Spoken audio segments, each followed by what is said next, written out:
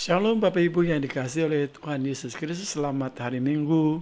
Tuhan Yesus memberkati Bapak, Ibu, Saudara-saudara yang dikasihi oleh Tuhan Yesus Kristus.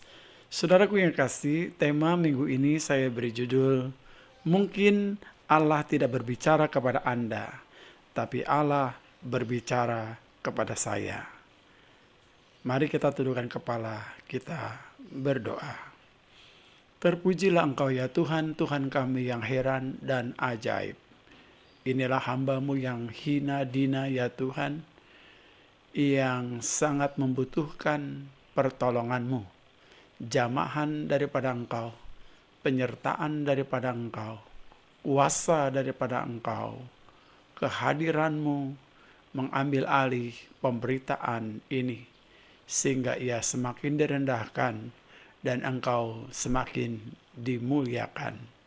Dan ia menyadari bahwa ia tidak layak untuk menyampaikan kebenaran-kebenaran firman-Mu yang agung dan suci ini. Tetapi oleh karena anugerah Tuhan, ia berani menyampaikannya. Biarlah kiranya Roh Kudus menolong, memimpin.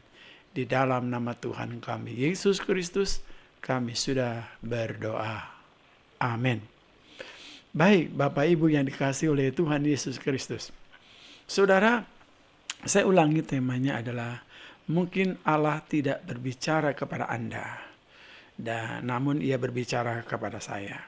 Saudara, saya sedang menghadapi kegentaran, ketakutan, dan kecemasan di dalam pelayanan saya yang sekian puluh tahun lamanya menjadi hamba Tuhan dan sudah menjadi gembala sekian puluh tahun. Seringkali ada waktu-waktu di mana saya mengalami kegentaran itu. Dan ini juga waktu di mana saat ini saya sedang menghadapi kegentaran itu, Bapak Ibu sekalian. Nah, selanjutnya saudara, saya katakan tadi, mungkin Allah tidak berbicara kepada Anda, tapi Dia berbicara kepada saya. Nah, sebelumnya kita pahami dulu, Bapak Ibu sekalian, kata Allah berbicara. Nah, saudara, Allah berbicara kepada umatnya. Hanya kepada orang-orang tertentu Allah berbicara kepada orang-orang yang dikasihinya itu.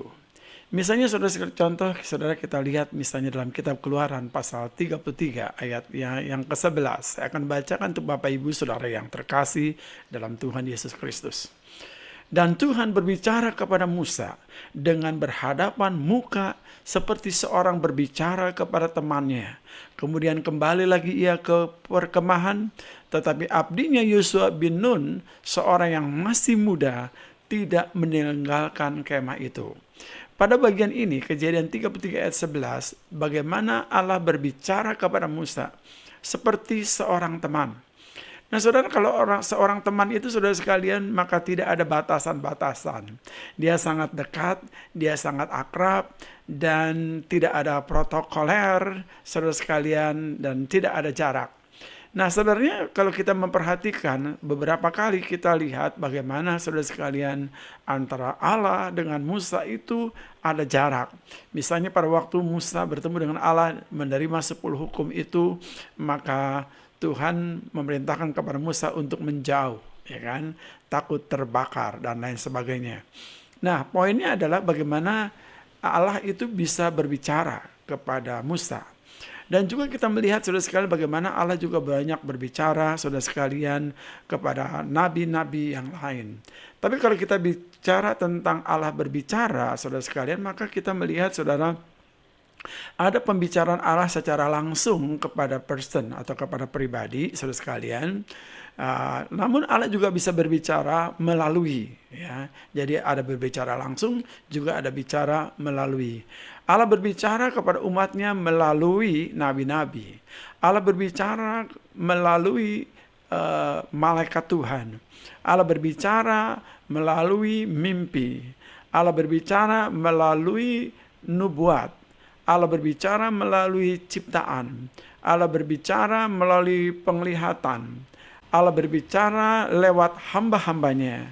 Dan Allah berbicara lewat pemberitaan firman. Allah berbicara saudara sekalian melalui doa, melalui pergumulan-pergumulan. Jadi dalam pergumulan-pergumulan juga, saudara sekalian, di sini Allah berbicara. Dari sedemikian banyak, saudara sekalian, Allah berbicara, saudara. Saya mengalami sendiri bagaimana Allah berbicara, saudara sekalian, mungkin agak sedikit berbeda dengan teman-teman hamba Tuhan lain. Saya kadang suka iri kepada hamba-hamba Tuhan, saudara sekalian, yang bisa berbicara langsung dengan Allah. Bahkan Allah mendiktekan maksud hati Allah, tujuan Allah dengan jelas, apa yang harus dilakukan untuk umat Tuhan. Jadi Allah berbicara langsung kepada hambanya, lalu di copy paste dan membicarakan itu kepada umat atau kepada jemaat. Nah, saya tidak mengalami hal itu, Bapak Ibu sekalian ya. Allah tidak berbicara langsung kepada saya, lalu saya copy paste dan sampaikan kepada umat. Itu tidak pernah terjadi, ya. Namun saudara sekalian, saya hanya mengalami, ya, ini pengalaman saya, tentu tidak sama dengan pengalaman orang lain. Kalau Allah berbicara kepada saya, saudara sekalian, melalui apa? Jadi tidak berbicara langsung, tapi melalui apa? Yaitu melalui pembacaan firman.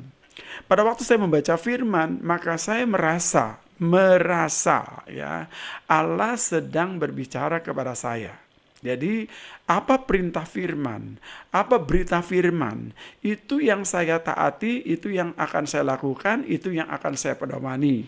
Lalu saya berpikir, ya saya berpendapat, saudara sekalian, bahwa Allah berbicara kepada saya melalui pemberitaan firman. Nah, saya juga mengalami, saudara sekalian,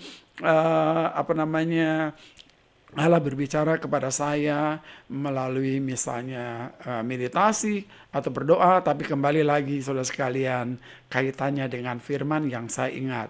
Jadi ada firman yang saya ingat muncul begitu saja di kepala saya, lalu firman itu seolah-olah saya tangkap Allah berbicara kepada saya. Jadi pengalaman saya sangat berbeda sekali dengan sahabat-sahabat hamba-hamba Tuhan yang selalu mendengar suara Tuhan, di mana Allah atau Tuhan itu langsung berbicara kepada mereka secara langsung.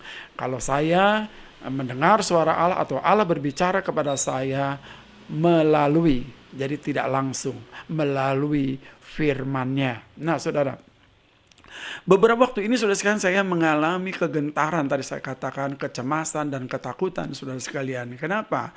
Karena bagi saya mendengar suara Tuhan itu saudara sekalian melalui firman, saudara. Jadi ada firman Tuhan yang saya ingat saudara sekalian, yang saya renungi, yang saya pikirkan, dan firman itu menjadi perintah. Firman itu menjadi sinyal bagi saya, Allah ingin lakukan apa, Anda berkehendak apa, Anda punya keinginan apa. Nah, semuanya itu saudara sekalian saya tangkap melalui firman Tuhan. Nah, saudara adalah satu kebiasaan bagi saya sebagai pendeta dan semua pendeta-pendeta lain atau hamba-hamba Tuhan lain, saudara sekalian, setiap minggu saya harus mempersiapkan khotbah. Ya, setiap minggu sekurang-kurangnya ada 3 khotbah, saudara sekalian, yang saya harus persiapkan. Nah, sekarang saudara sekalian, di dalam pandemi ini, meskipun tidak secara oral, tidak secara offline kita menyampaikan firman itu, malah sekarang lebih repot saudara sekalian, harus menjumpai jemaat melalui sosial media seperti ini. Nah, saudara sekalian, saya menjumpai jemaat-jemaat dan saudara-saudara yang terkasih di sana, saudara sekalian, karena ada COVID ini, saya menggunakan sarana sosial media seperti ini, ya saudara sekalian. Nah, saudara yang kasih, nah, saudara, seperti biasa saudara sekalian, saya mempersiapkan khotbah saudara sekalian, dan kling begitu saja saudara sekalian, dengan mudah saya bisa mempersiapkan khotbah. Mungkin hitungan hari, hitungan jam, saudara sekalian, saya bisa mendapatkan tema, saya bisa mendapatkan poin-poin penting dari firman Tuhan yang saya sampaikan. Tapi kali ini saudara sekalian, saya merasakan gentar sekali saudara sekalian, dan saya tidak mendapatkan sesuatu saudara sekalian yang ingin saya sampaikan, saudara. Ya, Tidak sesuatu yang bisa saya sampaikan kepada jemaat. Lalu saya berpikir dengan keras, lalu saya beranggapan bahwa Tuhan sedang tidak berbicara kepada Anda. Mungkin Tuhan sedang berbicara kepada saya, ya. Anda yang selama ini saya menyampaikan firman Tuhan langsung begitu mudah dan begitu cepat saya persiapkan untuk Anda, untuk semua orang, ya, untuk jemaat, ya, saudara sekalian. Tapi kali ini, saudara, dan ini sering terjadi dalam hidup saya, saudara sekalian. Saya mengalami kegentaran di mana saya tidak bisa mempersiapkan khotbah, di mana saya tidak bisa menemukan nats yang begitu banyak, semua menjadi begitu penting, semua begitu harus dibicarakan, dan pada akhirnya saya tidak bisa memilih, saudara sekalian, dari ayat-ayat itu atau dari tema-tema itu, saudara. Kenapa, saudara sekalian? Karena selama ini, saudara sekalian, saya berpikir menyampaikan firman Tuhan itu, saudara sekalian, yang terpikir pertama-tama, firman Tuhan ini cocok untuk jemaatku yang sedang menghadapi masalah ini. Firman Tuhan ini cocok untuk zaman ini. Firman Tuhan cocok, tema ini cocok untuk keadaan-keadaan ini dan itu. Selalu berpikiran seperti itu, Bapak sekalian. Nah, saudaraku yang kasih. Nah, kali ini, saudara, seolah-olah Tuhan itu, saudara sekalian, tidak berbicara. Dan ayat-ayat itu yang ada di kepala saya tidak bermunculan, saudara sekalian. Dan tidak ada inspirasi, saudara, yang mengatakan, Yopi, kamu harus mengkhotbahkan ini. Yopi, kamu harus menyampaikan tema ini. Saudara, saya menunggu, saudara sekalian, tema itu, saudara sekalian, firman itu, saudara sekalian, dan saya tidak mendapatkannya. Dan akhirnya saya membaca khotbah-khotbah, mendengar khotbah-khotbah, memperhatikan renungan-renungan, saudara sekalian. Semakin saya dengar, saudara sekalian, semakin saya perhatikan khotbah-khotbah orang, saya berharap bahwa khotbah melahirkan khotbah, renungan melahirkan renungan. Itu sering juga terjadi seperti itu, saudara sekalian. Dan sama sekali kali ini saya tidak mendapatkannya. Allah sedang tidak berfirman untuk saudara, tapi jangan-jangan Allah sedang berfirman untuk saya. Nah, saudaraku yang kasih, tiba-tiba saudara perasaan gentar itu, saudara sekalian, dalam menyampaikan firman itu, Tuhan itu sudah ditambah lagi, saudara sekalian, dengan apa, saudara sekalian, saya memperhatikan WA dalam grup, baik itu grup jemaat maupun dalam grup-grup yang lain, saudara. Saya bertambah lagi gentar, saudara. Saya saat menghadapi kegentaran tidak mendapatkan tema yang penting, firman yang penting, saudara sekalian, ingin saya sampaikan, muncul lagi kegentaran yang kedua, saudara. Kegentaran yang kedua adalah saat saya melihat uploadan renungan-renungan khotbah, video-video khotbah, saudara sekalian, online dan lain sebagainya, saudara, yang saya perhatikan, saudara sekalian, dalam grup-grup itu, saya sangat menyadari siapa saya, ya. Ini adalah pembicara-pembicara besar, tokoh-tokoh besar, orang-orang yang sangat terkenal, yang berbicara fasih sekali dalam pemberitaan Injil, dalam khotbah-khotbah yang luar biasa, saudara sekalian. Ada khotbah dari sinode, ada khotbah, saudara sekalian, dari gereja-gereja besar lain, dan dari rekan-rekan yang lain. Saya merasa sangat kecil sekali. Saya merasa saya bukan siapa-siapa. Saya merasa malu, saudara sekalian, karena saya menyadari bahwa nanti kalau khotbah saya upload begitu, saudara sekalian, itu tidak ada arti apa-apa dibandingkan dengan khotbah-khotbah dari rekan-rekan saudara-saudara, hamba-hamba Tuhan yang hebat-hebat itu. Ini bertambah lagi kegentaran saya, saudara sekalian, sehingga saya semakin sulit, saudara sekalian, untuk menyampaikan firman Tuhan. Padahal firman Tuhan ini, saudara sekalian, adalah sesuatu yang rutin, saudara sekalian, saya siapkan dan saya sampaikan. Seminggu sekurang-kurangnya ada 3 khotbah saya harus siapkan, harus saya sampaikan, dan biasanya itu begitu mudah. Tapi beberapa waktu ini, saat ini, saya menghadapi kebuntuan, saya menghadapi saudara sekalian kekurangan inspirasi, iluminasi itu. Meski saya sudah berdoa, meski saya sudah merenung, saudara, meski saya sudah meminta, saya berkata, Tuhan, berikanlah firman itu untuk saya sampaikan. Berikanlah firman itu yang terbaik untuk saya sampaikan kepada jemaat. Tetapi itu tidak muncul, Bapak Saudara sekalian. Lalu saya merenung, Bapak Saudara sekalian, sebenarnya apa yang terjadi dengan saya ini, saudara. Nah, saudara, dalam perenungan itu saya mengevaluasi lagi, saudara sekalian, keberadaan saya sebagai pendeta, sebagai hamba Tuhan dalam menyampaikan firman Tuhan itu. Sebenarnya status saya itu seperti apa, saudara. Yang pertama, saudara, seolah-olah saudara saya disadarkan dan tersentak kaget, saudara sekalian, bahwa selama ini, saudara sekalian, saya itu seperti koki, saudara. Seperti koki yang menyediakan hidangan, saudara sekalian, masakan, minum masakan, saudara sekalian, untuk menyenangkan orang-orang, saudara sekalian, yang seleranya berbeda satu dengan yang lain. Saya memasaknya sebagai koki, lalu menghidangkan kepada mereka. Sementara saudara sekalian, masakan-masakan yang saya hidangkan untuk mereka itu mungkin cocok buat mereka, tapi belum tentu cocok untuk saya. Jadi saya sendiri mungkin tidak menikmati hidangan itu. Saya sendiri tidak menikmati makanan itu. Karena makanan itu cocok untuk klien-klien saya membutuhkan makanan itu. Meskipun makanan itu makanan yang sehat. Makanan itu makanan yang ditata dengan rapi dan begitu indah. Begitu menggiurkan luar biasa. Tetapi tidak berpengaruh untuk saya. Sebagai koki hanya berpikir bagaimana memasak, bagaimana menyajikan, menyenangkan semua orang, dan syukur mendapat pujian bahwa makanan itu enak, makanan itu sehat, makanan itu luar biasa. Sebagai koki, ada yang salah dalam diri saya. Yaitu apa, saudara sekalian? Yang pertama, saya hanya menjadi koki.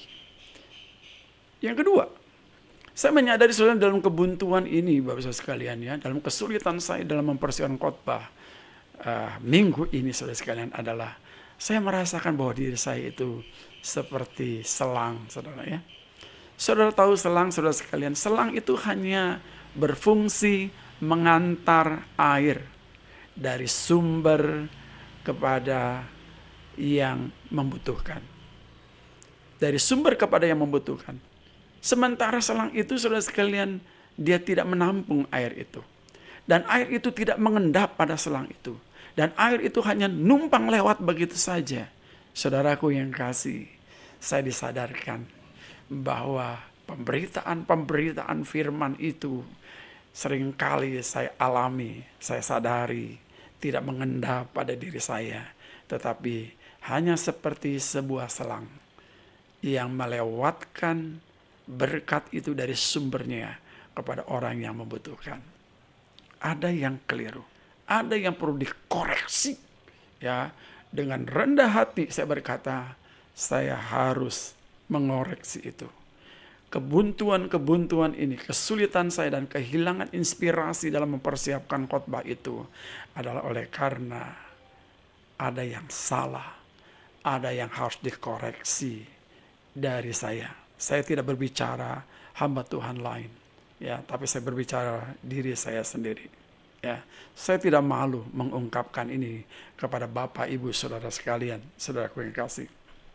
Nah, saudara sekalian, di dalam penantian saya, saudara, untuk mempersiapkan khotbah itu harus dibuat. Karena ini sudah hari Sabtu dan besok itu Minggu. Saya harus menguploadnya dan menyediakannya dengan baik. Tetapi tema itu belum muncul. Ayat itu belum muncul sampai detik ini saat saya menyampaikan kesaksian ini, pemberitaan ini, Bapak Ibu sekalian. Dan akhirnya saya menemukan firman Tuhan yang saya ambil dalam kitab 1 Tesalonika 2 ayat 1 sampai ayatnya yang ke-6 dan 1 Petrus pasal 4 ayat 11 dan 2 Timotius 4 ayat 2. Saya bersyukur pada akhirnya Tuhan berbicara kepada saya melalui ayat-ayat ini. Saya harus menyampaikan bagian ini, dan ini adalah hadiah yang luar biasa di saat kehilangan inspirasi, di saat kehilangan mood, di saat saudara sekalian kegelisahan saudara sekalian, di saat tidak ada tema saudara yang ingin saya sampaikan, namun saya menemukan ayat-ayat ini. Saya akan bacakan untuk Bapak Ibu Saudara yang dikasihi oleh Tuhan. 1 Tesalonika 2 ayat 1 sampai ayat yang ke-6 demikian. Kamu sendiri pun memang tahu, saudara-saudara, bahwa kedatangan kami di antara kamu tidak sia-sia. Tetapi sungguh pun kami sebelumnya seperti kamu tahu, telah dianiaya dan dihina di Filipi, namun dengan pertolongan Allah kita, kami beroleh keberanian untuk memberitakan Injil Allah kepada kamu dalam perjuangan yang berat. Sebab nasihat kami tidak lahir dari kesesatan atau dari maksud yang tidak murni, dan juga tidak disertai dengan tipu daya. Sebab sebaliknya, karena Allah telah menganggap kami layak untuk mempercayakan Injil kepada kami, karena itulah kami berbicara. Ini ayat yang penting dalam pasal 2 ayat 4 Tesalonika, 1 Tesalonika. Demikian. Bukan untuk menyukakan manusia, melainkan untuk menyukakan Allah yang menguji hati kita. Saya ulangi, bukan untuk menyukakan manusia, melainkan untuk memuliakan Allah, untuk menguji hati kita. Berikutnya saya baca. Karena kami tidak pernah bermulut manis dan ketahuilan, dan tidak pernah mempunyai maksud loba yang tersirat. Allah adalah saksi, dan juga tidak pernah kami mencari pujian dari manusia, baik dari kamu maupun orang-orang lain, sekalipun kami dapat berbuat demikian sebab rasul-rasul Kristus. 1 Petrus ayat 4-11. Jika ada orang yang berbicara, baiklah ia berbicara sebagai orang yang menyampaikan firman Allah. Jika ada orang yang melayani, baiklah ia melakukannya dengan kekuatan yang dianugerahkan Allah, supaya Allah dimuliakan dalam segala sesuatu, karena Yesus Kristus ialah yang mempunyai kemuliaan dan kuasa sampai selama-lamanya. 2 Timotius 4 ayat 2. Beritakanlah firman, siap sedialah baik atau tidak baik waktunya. Nyatakanlah apa yang salah dan tegurlah dan nasihatilah dengan segala kesabaran dan pengajaran. Nah, saudaraku yang kasih, puji Tuhan. Akhirnya Tuhan berbicara kepada saya melalui firman ini, saudara sekalian. Apa Tuhan berbicara kepada saya, saudara sekalian?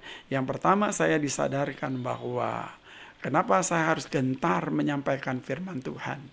Ada rekan-rekan yang lebih besar, lebih hebat. Ada nama-nama besar yang menyampaikan firman Tuhan, saudara sekalian. Tidak masalah. Justru itu baik. Lebih banyak orang menyampaikan firman Tuhan, saudara sekalian.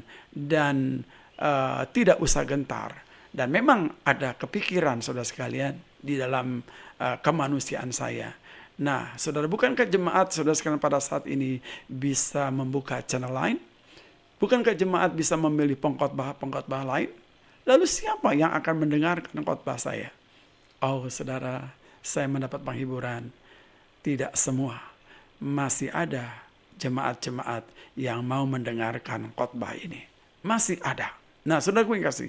Jadi berangkatlah dari beberapa orang, ya saudara sekalian, yang mau mendengarkannya. Nah, saudara, firman Tuhan berkata apa, saudara sekalian? Bahwa firman Tuhan itu, saudara sekalian, adalah untuk apa, saudara sekalian? Yaitu untuk menyukakan Allah. Jadi bukan untuk menyukakan manusia. Bukan untuk menyukakan saya.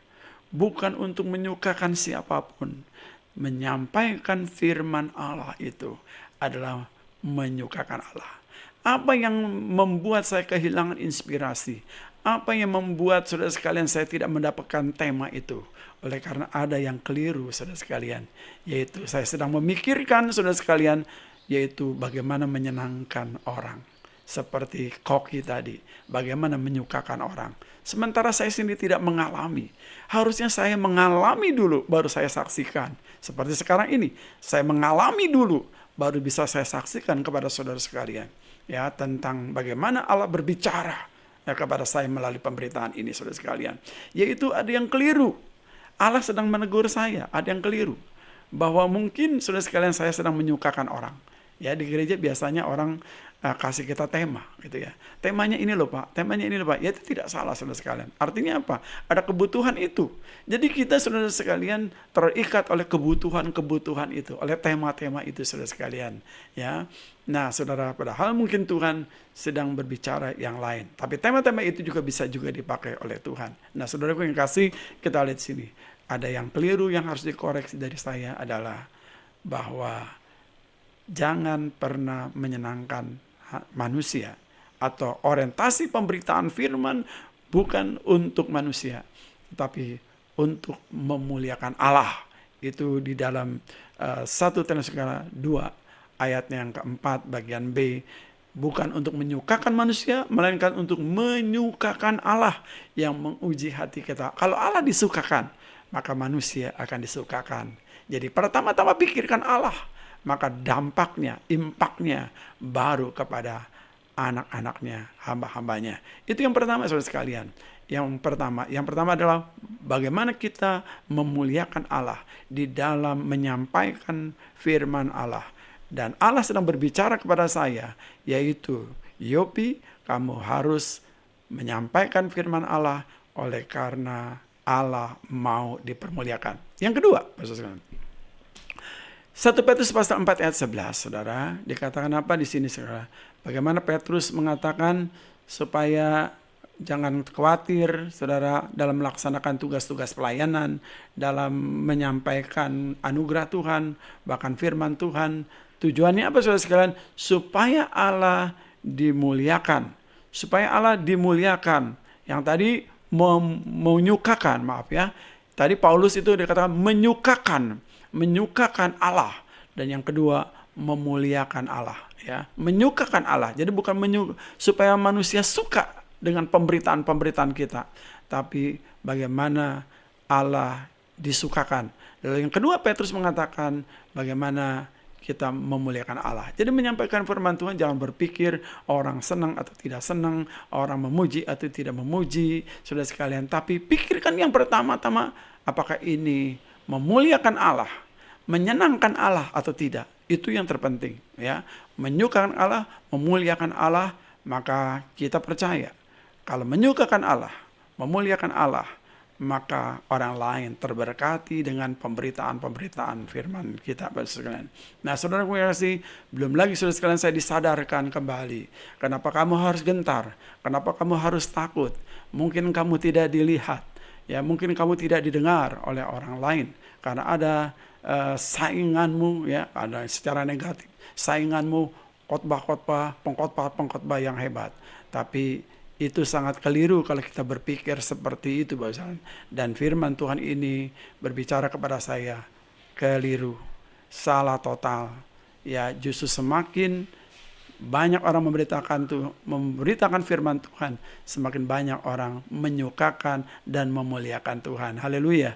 Jadi saudara sekalian, itu sangat baik sekali. Karena banyak orang memberitakan firman Tuhan dengan cara yang lebih baik, saudara sekalian, dengan cara yang lebih mulia, tapi tidak mencari kemuliaan diri, tidak mencari kemuliaan manusia, tapi memuliakan Tuhan. Itu adalah yang terpenting dalam pemberitaan firman Tuhan, saudara sekalian. Nah, saudara, dengan kata lain, saudara sekalian, saya menyimpulkan, Bapak saudara sekalian, ya. Yang pertama, saya disadarkan bahwa bertanya kepada Tuhan tentang apa yang mau disampaikan itu penting. Karena selama pergumulan ini, saudara sekalian, saya bertanya, Tuhan, tolong beri saya firman. Tuhan, beri saya tema. Tuhan, beri saya inspirasi. Beri saya iluminasi agar saya bisa menyampaikan. Kemarin-kemarin begitu mudah, dalam hitungan beberapa menit bisa membuat khotbah beberapa banyak. Berapa jam bisa buat khotbah berapa banyak. Berapa tema bisa terpikirkan. Kenapa sekarang ini begitu sulit sekali? Nah, saudara, jawabannya, saudara sekalian, adalah saya disadarkan bahwa saya harus bertanya kepada Allah. Allah, apa yang engkau ingin sampaikan, bukan apa yang aku ingin sampaikan. Apa yang Allah ingin sampaikan, bukan apa yang aku ingin sampaikan. Itu yang pertama. Yang kedua, saudara, Allah menyadarkan saya bahwa saya bukan koki, ya, yang hanya memikirkan membuat menu-menu yang sehat, yang baik, yang indah terlihat, lalu saudara disajikan. Tapi saya harus mengalami dulu itu, ya, menikmati itu dulu, ya, makan makanan itu dulu, saudara sekalian, sehingga saya berkata, kamu boleh makan makanan ini, karena saya sudah mencobanya, saya sudah merasakannya, saya sudah menerima akibatnya, saya semakin sehat, saya semakin baik. Inilah makanan yang bisa saya sajikan kepadamu. Saya saksikan makanan ini, saya buat makanan ini karena saya merekomendasikan, karena saya mengalami. Demikian saudara sekalian firman Tuhan, khotbah-khotbah yang kita sampaikan, maka kita harus merasakan dulu, menikmati dulu saudara sekalian, melakukannya dulu saudara sekalian, baru bisa kita sampaikan kepada orang lain, saudara. Karena khotbah itu saudara sekalian adalah berkaitan dengan pengalaman-pengalaman hidup yang kita alami, pergumulan-pergumulan hidup dengan firman, dan firman yang mengubah kita itu adalah khotbah yang sejati kita, Bapak Saudara sekalian. Yang ketiga, saudara, saya tidak boleh menjadi selang, Bapak Saudara sekalian, ya. Tidak boleh menjadi selang hanya menyalurkan berkat itu dari sumbernya kepada orang-orang yang membutuhkan. Saya sendiri harus mengalami itu, dan firman itu harus mengendap, saudara. Dan setelah firman itu mengendap, maka bisa saya sampaikan kepada orang lain. Yang keempat, saudara sekalian, sampaikan firman itu bukan saja, saudara sekalian, untuk diri sendiri, ya, atau untuk tugas sehari-hari sebagai hamba Tuhan, tetapi menyampaikan firman itu adalah untuk memuliakan Tuhan dan menyukakan Tuhan. Dan saya disadarkan yang terakhir bahwa melayani Tuhan melalui pemberitaan firman Tuhan atau apapun itu adalah tugas agung yang Tuhan berikan kepada kita, kepada anak-anaknya, untuk pergi memberitakan Injil dan membaptis mereka dalam nama Bapa, Putra, dan Roh Kudus. Haleluya. Amin. Mari kita tunduk kepala, kita berdoa. Allah Bapa kami yang di surga, ampunilah ya Tuhan dosa-dosa hamba-Mu yang mungkin telah mengalami kekeliruan, yang telah mengalami apa yang disampaikan adalah lebih cenderung kepada manusia, yaitu menyenangkan manusia, menyenangkan kuping manusia, menyenangkan telinga manusia, tetapi tidak pernah bertanya apa yang mau Tuhan sampaikan kepada umat Tuhan. Meski apa yang Tuhan ingin sampaikan jangan-jangan tidak disukai oleh telinga mereka, jangan-jangan akan ditolak oleh mereka. Ya Bapa, justru kami harus taat kepada Tuhan, bukan hanya sekadar menyukakan manusia. Dan kami disadarkan bahwa kami para pelayan, para pendeta, para penginjil, orang-orang yang menyampaikan firman Tuhan, kami bukan selang yang hanya mengantar berkat itu, tetapi kami harus mengalami berkat itu, baru kami bagikan. Karena khotbah yang terbaik itu adalah yaitu pengalaman kami dengan firman, pengalaman kami dengan Tuhan, dan pergumulan kami dengan firman. Itulah khotbah yang sesungguhnya. Bukan kata-kata yang indah saja, bukan saja punktuasi, tinggi rendah suara, bukan saja khotbah yang lucu, yang menyegarkan dan menyenangkan, tetapi yang terpenting adalah bagaimana maksud hati Tuhan disampaikan sehingga umat Tuhan diubahkan dan mereka dipimpin kepada anugerah Tuhan. Terima kasih Bapa, terpujilah Engkau. Haleluya. Amin. Selamat hari Minggu, Tuhan Yesus memberkati Bapak Ibu yang terkasih. Haleluya.